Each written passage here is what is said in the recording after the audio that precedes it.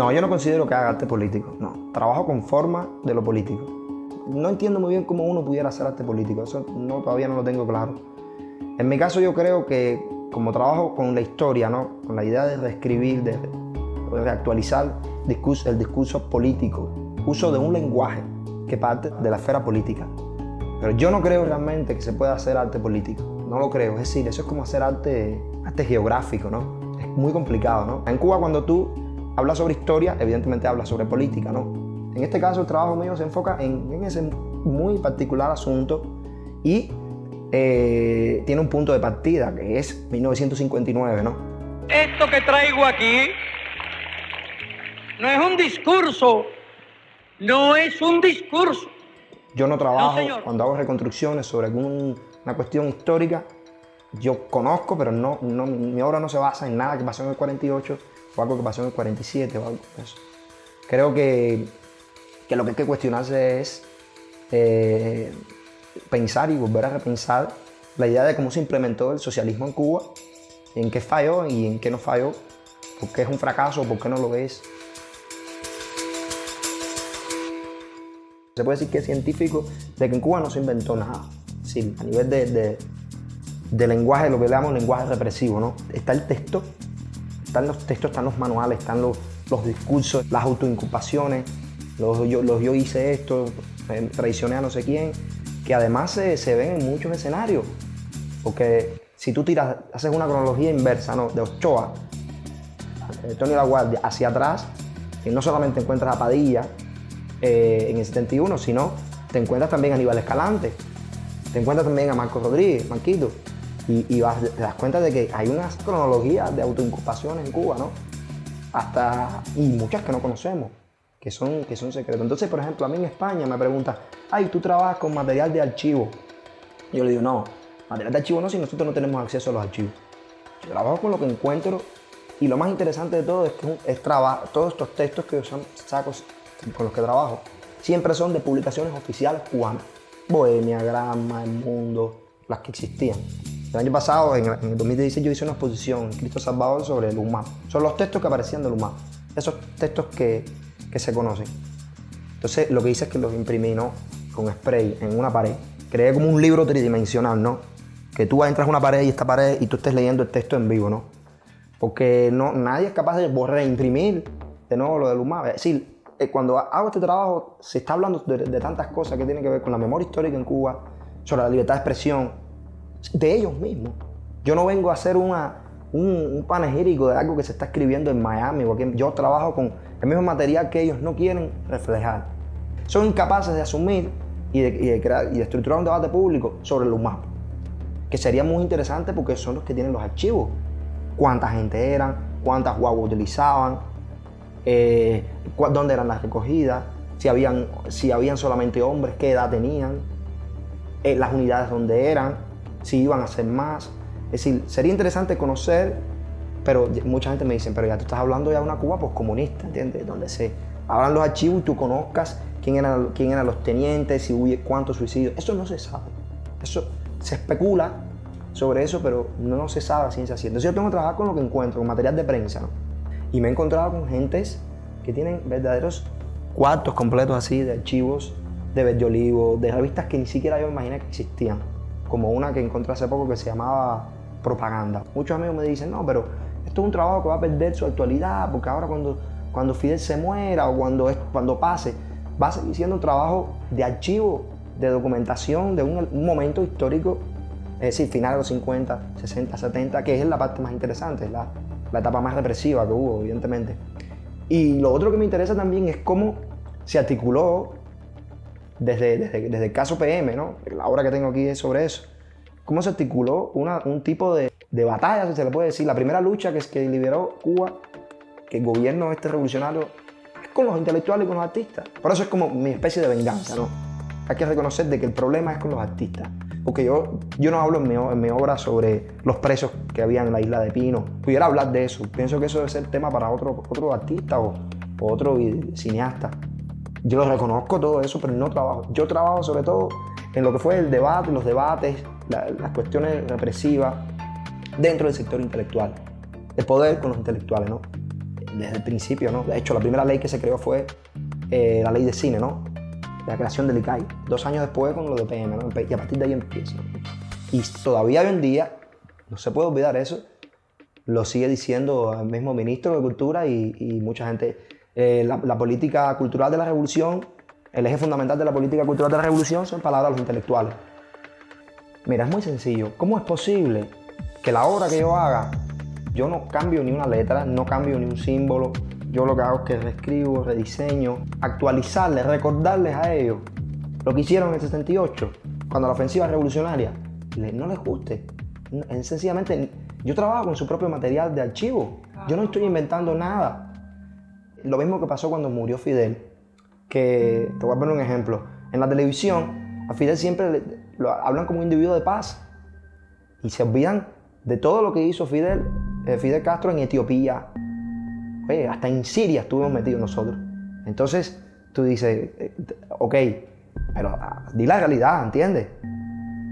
Le encantaban las armas, le encantaban todas las famosas fotos de Sala de Corda, y le encantaba replicar armas por todo el mundo, ¿no?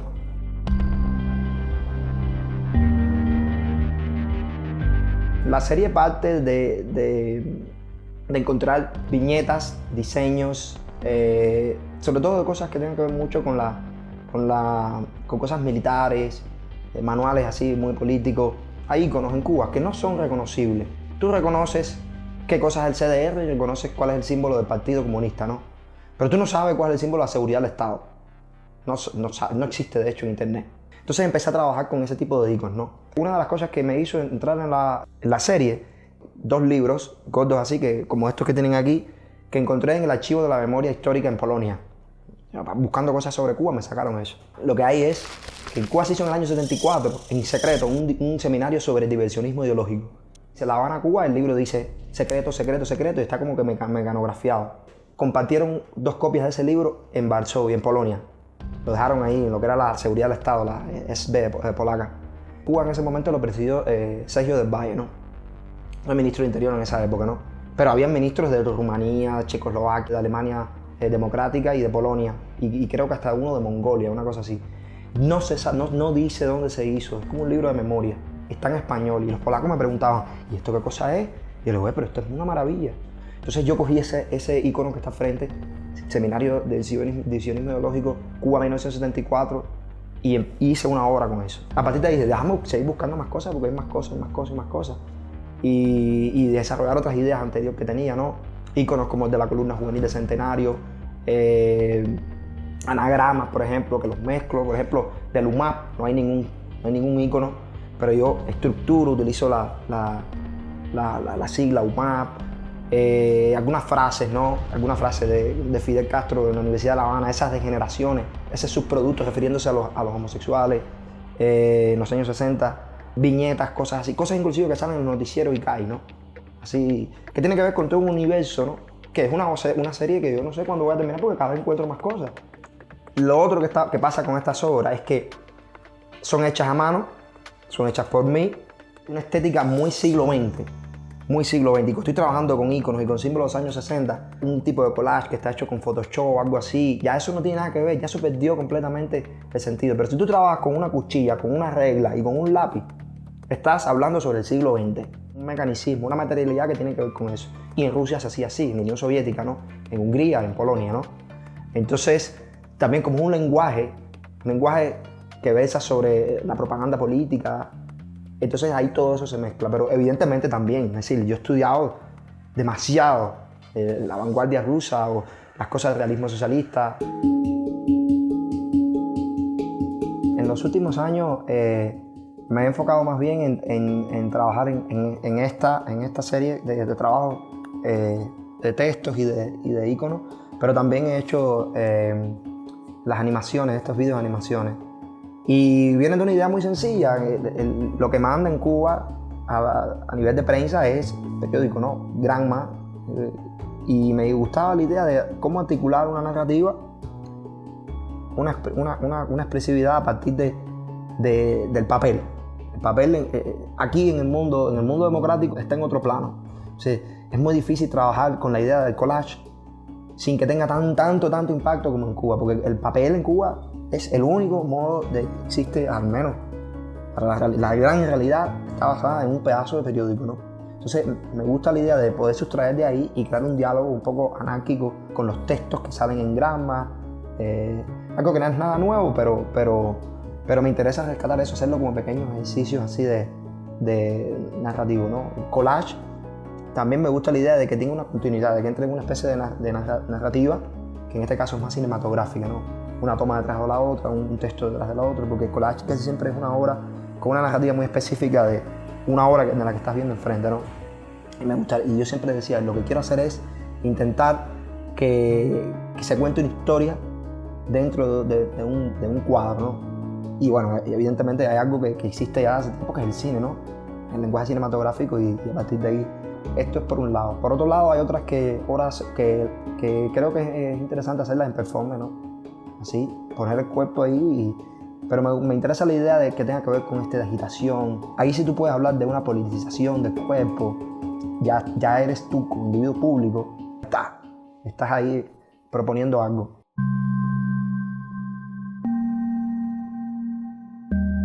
Evidentemente es lo que se dice, hay muchas Cubas, ¿no? Y pueden existir donde quiera. Yo realmente creo que se puede establecer. Tú puedes hacer una obra sobre Cuba, escribir sobre Cuba, planteártelo dentro de Cuba o fuera de Cuba. Y puedes ser un artista que no tenga nada que ver con Cuba, viviendo en Cuba. Puedes tener una obra muy aislada de la realidad, que es lo que está pasando hoy en día. Muchos artistas están completamente aislados de un debate sobre determinado tipo de índole. No necesariamente tiene que ser política. El problema de Cuba no es solamente un problema político. El problema de Cuba es un problema también nacional, es un problema de identidad invertebrada, como decía Ortega y Gasset. Existen muchas cosas que los cubanos no quieren reconocer. No todo es tampoco tirarle la culpa a la revolución ni al fenómeno totalitario en Cuba. Y lo que te quiero decir es que muchos artistas están completamente alejados de ese tipo de problemáticas que plantea la realidad. Cosas de género, pobreza. Hay tanto falta de debate real dentro de la intelectualidad cubana que da miedo, porque ahí tú estás viendo la enfermedad que tiene ese país, ¿no?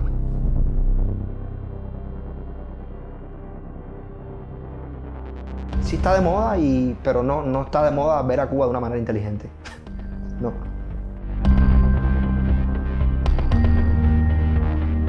Leyéndome todas las cosas de la causa 1 y la causa 2, y probablemente empiece a trabajar ahora con eso, con la causa 1, sobre todo los textos de Arnaldo Ochoa y de Antonio Laguardia.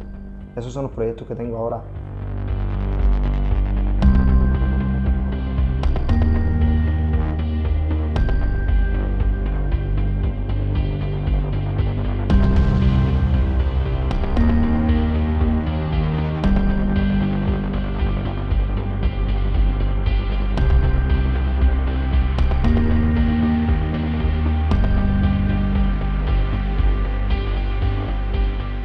Pam pam tum pam tum patum.